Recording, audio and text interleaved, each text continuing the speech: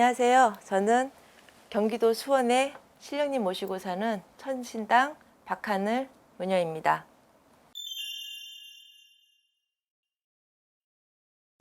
먼저 이 길을 가고 계신 선생님들이나 이 길에 가고 있는 박수 보살님들 어떤 한 분 한 분 사연이 없겠습니까?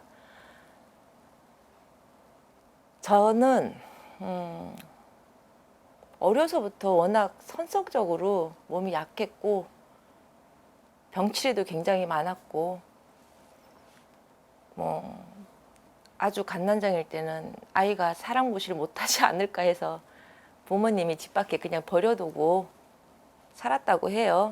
그러다가 그래도 아버지가 그래도 살지 않겠냐 해서 다시 집안에 놔두고 해서 이렇게 살았다는데, 물론 힘들게 살았다고 다 이렇게 사는 것은 아닙니다. 이렇게 되는 것도 아니고요. 어렸을 때 교회 가서 목사님들하고 놀기도 많이 놀고 성당이라는 데 가서 신부님한테 세례도 받고, 근데 그렇게 함으로도 불구하고 평범한 삶이 안 되더라고요.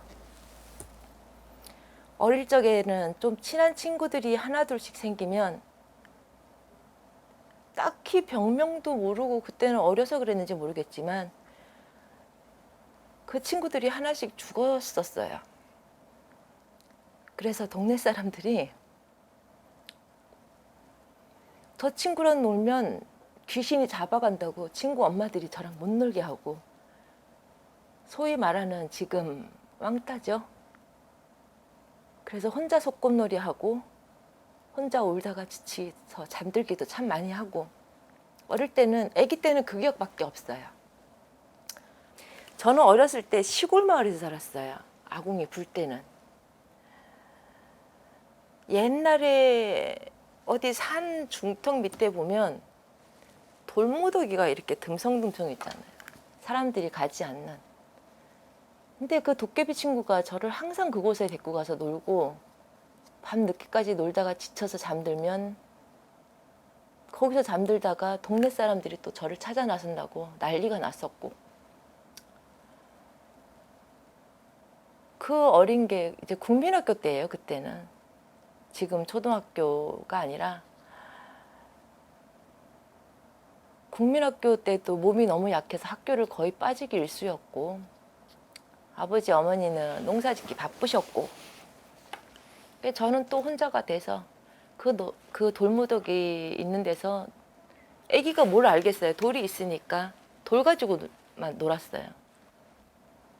돌에 길을 만들어서 숨바꼭질도 하고 돌탑도 쌓아가면서. 나중에서야 성인이 되고 나니까 그게 그거였다라고 말씀을 해주시더라고요.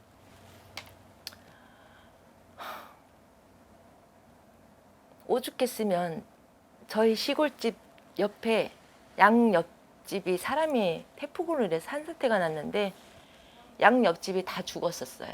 온 가족이. 그래서 그때 우리는 도사 강아지가 있었어요. 해롱이라고.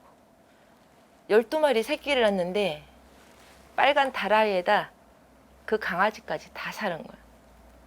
그러니까 양쪽 옆에는 사람이 다 죽고. 그래서 제가 어른이 될 때까지 그 양쪽 집에는 아무도 집을 안 짓고 살았어요. 저희 집에만 유독.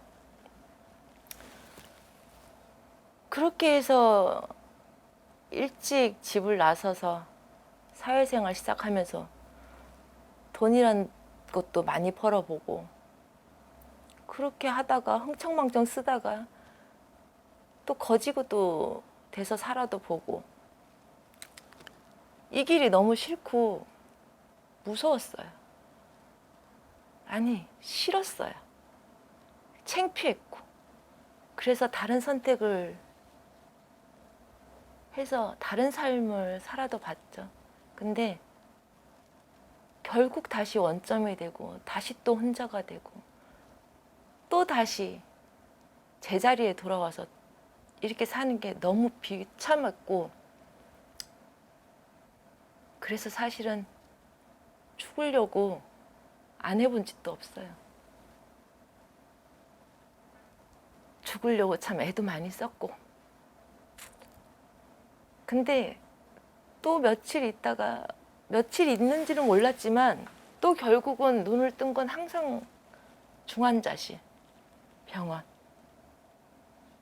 몇 번 그렇게 같은 병원을 가니까 나중에는 사람 취급을 안 해버리더라고요.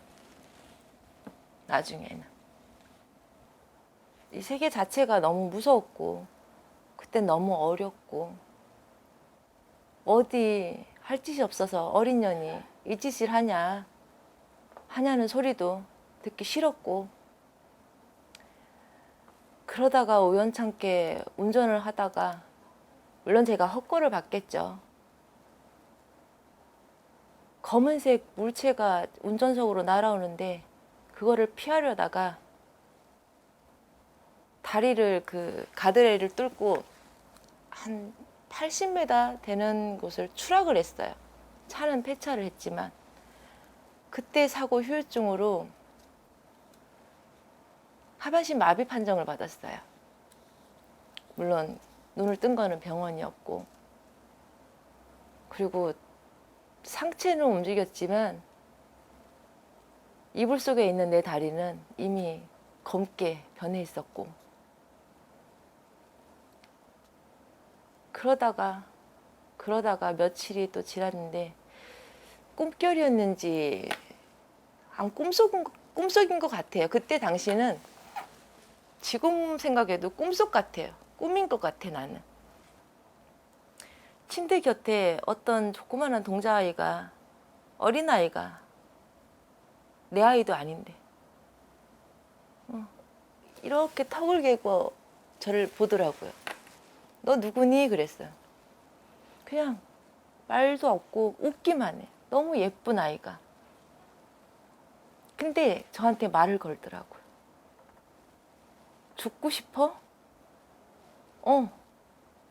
죽고 싶다 그랬어요. 너 못 죽어. 나한테.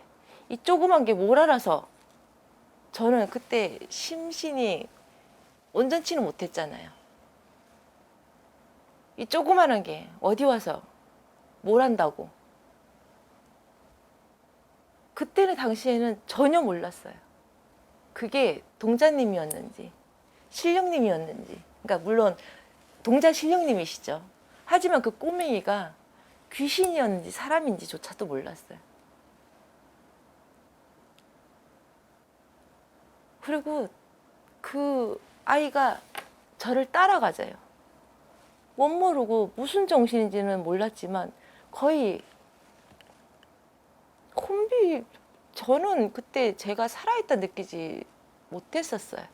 아, 죽었나 보다 생각을 했고. 무턱대고 따라갔는데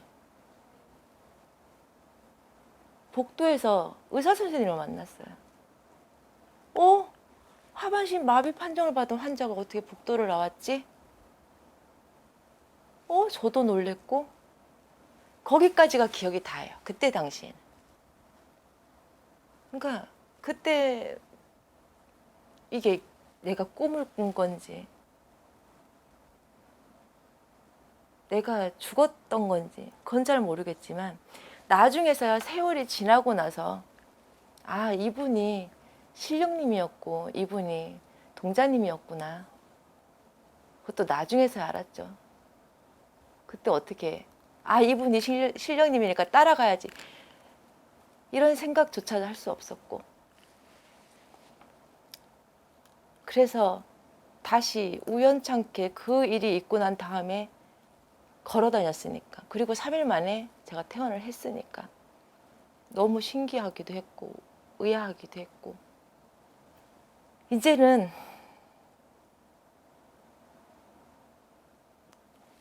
세월이 어느 정도 지났으니까 이제는 그런 일도 있었고 그 일이 하나겠습니까?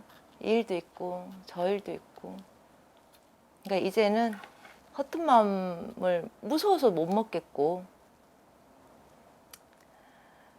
이제는 의심하지도 않고 오직 이제 내 신령님만 믿고 그죠? 부재중생 하면서 그렇게 살아가는 무녀로 살아갈 것이며 어느 선생님을 만났는데 저한테 그런 얘기를 하시더라고요. 어느 보살을 만났는데 이런 얘기를 하더라고요.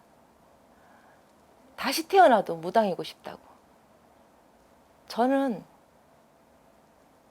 너무너무 어렵게 이 길을 갑니다. 물론 저보다 더 어려운 보살님들도 선생님들도 계실 거예요.